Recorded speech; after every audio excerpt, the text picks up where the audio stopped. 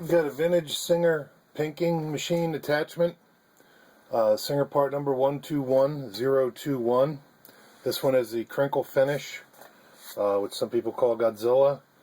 And basically it hooks up to the presser foot, and there's a part that hits on your needle clamp that operates the pinker.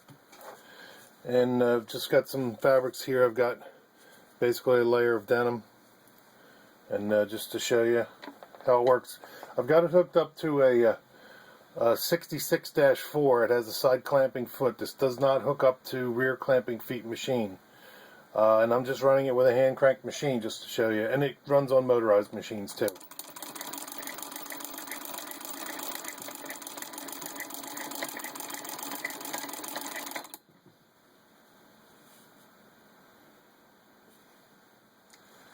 And now I've got a thin piece of leather from a leather jacket.